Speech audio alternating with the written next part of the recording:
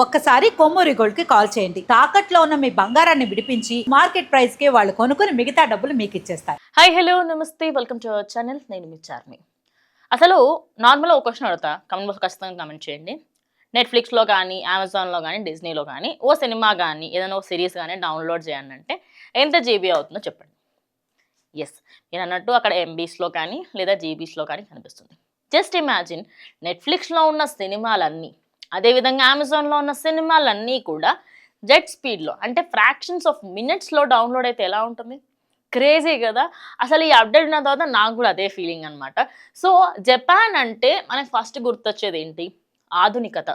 వాళ్ళకున్నంత technology, వాళ్ళు చేసినంత improvement ఇంకెవరు చేయలేరు ఖచ్చితంగా. అంటే ఒక టెక్నాలజీ విషయంలోనే కాకుండా ప్రతి దాంట్లో, అంటే ఒక వ్యక్తికి అది అనుకూలంగా ఉండేలాగా చేయడానికి జపాన్ వాళ్ళు చాలా కనుక్కుంటారు. నేను ఎగ్జాంపుల్ కొన్ని చెప్తా. ఫస్ట్ అండ్ ఫార్మోస్ట్ థింగ్, మనకి పిజ్జా స్లైసెస్కి సంబంధించి కానీ దానికి దగ్గర కటర్స్ నుంచి అన్నీ వాళ్ళ దగ్గర నుంచి మనం తీసుకున్నాం. అయితే అక్కడ సోప్ బార్స్ ఎలా ఉంటాయి ఏంటి అసలు చెప్పుకుంటూ పోతే, సాస్ ప్యాకెట్స్ దగ్గర నుంచి వాళ్ళు వాడే చీజ్ వరకు ప్రతి ఒక్క దానికి ఒక ఎక్విప్మెంట్ ఉంటుంది అండ్ దానికి జస్టిస్ చేస్తారు వాళ్ళు. అదే కాకుండా అక్కడ వర్క్ షెడ్యూల్స్ కానివ్వండి, అక్కడ ఉన్న పిల్లలకి సంబంధించి మనం చూసుకుంటే చిన్న చిన్న పిల్లలకి చిన్న వయసులోనే అంటే అడ్వాన్స్ టెక్నాలజీ నేర్పించడంలో జపాన్ ఎప్పుడూ కూడా ముందుంది. అండ్ ఎన్నో సంవత్సరాలుగా ఎన్ని అడ్డంకులు వచ్చినా జపాన్ మాత్రం టెక్నాలజీ విషయంలో ఎప్పుడైనా ఒక మెట్టు ముందే ఉంటుంది. మనం ఎంతైతే వెనకబడి ఉన్నామో జపాన్ ఎప్పుడు కూడా అంతే ముందు ఉంటుంది. అయితే ఇప్పుడు సూపర్ ఫాస్ట్ టెక్నాలజీ అంటూ సూపర్ ఫాస్ట్ ఇంటర్నెట్ అని తీసుకొచ్చింది. ఈ సూపర్ ఫాస్ట్ ఇంటర్నెట్ ఎంత సూపర్గా ఎంత ఫాస్ట్గా ఉంటుంది అంటే, మీరు ఇప్పుడు మీ ఫోన్లో కూర్చొని ఎట్ ది స్పాట్ నెట్ఫ్లిక్స్లో ఉన్న సినిమాలని డౌన్లోడ్ చేసుకోవచ్చు. అంత ఫాస్ట్గా వస్తుంది అనమాట. మన ఫోన్లో ఇన్కేస్ స్టోరేజ్ ఉండి లేదా మన ల్యాప్టాప్స్లో స్టోరేజ్ ఉంది అంటే ఒక్కసారిగా అన్ని సినిమాలు డౌన్లోడ్ చేసుకునే అంత ఫాస్ట్గా, అదేవిధంగా అంటే చిన్న చిన్న సినిమాలకి గంటల గంటల టైం పడుతుంది. కానీ ఇది మాత్రం ఫ్రాక్షన్స్ ఆఫ్ సెకండ్స్లో దీన్ని అయితే చేస్తుంది అనమాట. ఇలాంటి టెక్నాలజీస్ ఎన్నో జపాన్లో వస్తున్నాయి. ఇలా చెప్పుకుంటూ పోతే జపాన్ ఎప్పుడైనా కూడా ఆధునికతలో ప్రతి దేశం కంటే కూడా ముందుంటుంది. ఇప్పుడు ఈ సూపర్ ఫాస్ట్ ఇంటర్నెట్ ఏదైతే ఉందో అది స్టార్ట్ అవ్వడానికి ఇంకొంచెం టైం పట్టినప్పటికీ కూడా ఈ సూపర్ ఫాస్ట్ ఇంటర్నెట్ వల్ల ఎన్నో అంటే ఎన్నో లాభాలు ఉన్నాయి. ఫస్ట్ థింగ్ ఏంటి అంటే, పనులు వేగవంతం అయిపోతాయి. ఏదన్నా మీరు ఒక విషయానికి సంబంధించి టైప్ చేస్తే మిల్లీ సెకండ్స్ కాదు, మైక్రో సెకండ్స్ కాదు, మిల్లీ లెక్కన ఈ పైన కొట్టదు. ఇట్లా అనేలోపు అంత తొందరగా డౌన్లోడ్ అయిపోతాయి, అంత తొందరగా మనకి ఇన్ఫర్మేషన్ అనేది వస్తుంది. మరి దీనివల్ల సైడ్ ఎఫెక్ట్స్ ఏంటి, దీనివల్ల బెనిఫిట్స్ ఏంటని తెలుసుకుందాం.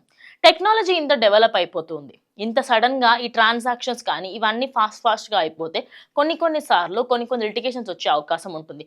బ్యాంక్ ట్రాన్స్ఫర్స్లలో ఇలాంటి వాటిలలో ఏమైనా కొంచెం ప్రాబ్లమ్స్ వచ్చే అవకాశం ఉంటుంది. First thing.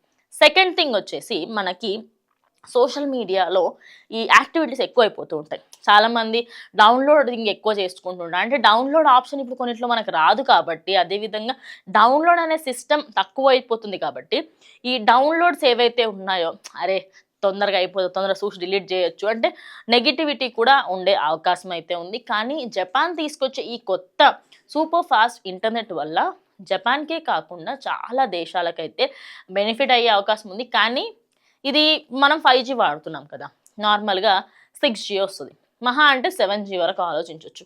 బట్ ఈ సూపర్ ఫాస్ట్ ఇంటర్నెట్ ఎలా అంటే వాటికి బియాండ్గా ఉండే అవకాశాలు ఉన్నాయి.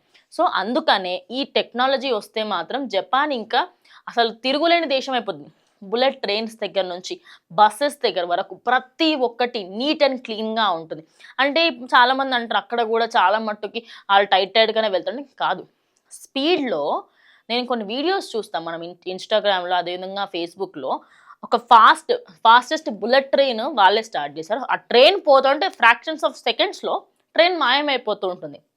మన మెట్రోస్, మన ట్రైన్స్, మన వందే భారత్తో ఎంత కంపేర్ చేసినప్పటికీ కూడా ఇవి 100, 120, 170 లాస్ట్. కానీ అది 300, 200 స్పీడ్లో పోతుంది. అంత స్పీడెస్ట్ టెక్నాలజీని వాళ్ళే స్టార్ట్ చేశారు. ఇప్పుడు కూడా ఇంటర్నెట్లో కూడా వీళ్ళే కొత్తగా సంచలనంగా నిలవబోతున్నారు. మరి ఈ సూపర్ ఫాస్ట్ ఇంటర్నెట్ పైన మీరేమో ఖచ్చితంగా కమెంట్ చేయండి. ఇది ఇవాళ వీడియో. ఇంకో వీడియోతో మళ్ళీ కలుస్తాం.